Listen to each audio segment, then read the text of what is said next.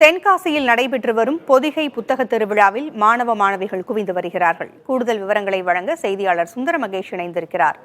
சுந்தர மகேஷ், புத்தகங்களை பார்வையிடுவதற்காக மாணவ மாணவிகள் குவிந்தவனம் இருக்கிறார்கள். இந்த ஒரு ஆரோக்கியமான போக்கை பார்த்து மகிழ முடிகிறது. அவர்களுக்கு ஏற்ற வகையில் எல்லா ஏற்பாடுகளும் செய்யப்பட்டிருக்கிறதா? தென்காசி மாவட்டத்தில் 3வது பொதிகை புத்தக திருவிழா கடந்த 15ஆம் தேதி துவங்கியுள்ளது. 15ஆம் தேதியிலிருந்து 24ஆம் தேதி வரை இந்த நிகழ்வானது தென்காசியில் உள்ள ஐசி ஈஸ்வரன் பிள்ளை பள்ளியில் வைத்து நடைபெறுகிறது.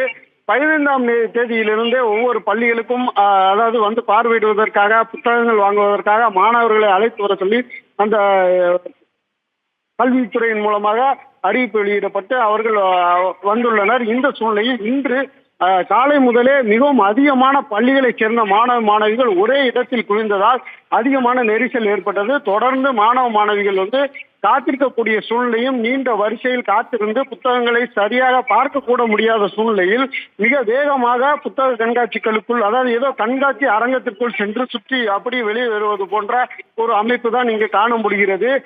முறையான 60க்கும் மேற்பட்ட ஸ்டால்கள் இங்கு அமைக்கப்பட்டுள்ளது. மேலும் அரசு இடத்திலேயே இந்த நிகழ்வானது நடைபெற்று வருகிறது. இந்த சூழ்நிலையில் கூடுதலாக நாட்களை அதிகப்படுத்தி மாணவ மாணவிகள் பள்ளியிலிருந்து சரியான அளவில் ஒவ்வொரு பள்ளிகளையும் அழைத்து குறிப்பிட்ட பள்ளிகளிலிருந்து மாணவ மாணவிகள் வந்தால் இந்த நெரிசல் இருக்காது என்றும், தொடர்ந்து இந்த பகுதியில் ஒரே இடத்தில் மாணவ மாணவிகள் குவிவதன் காரணமாக மாணவ மாணவிகள் காத்திருந்து தரையில் அமர வைக்கப்பட்டு மீண்டும் அனுமதிக்கப்பட்டு வருகிறார்கள்.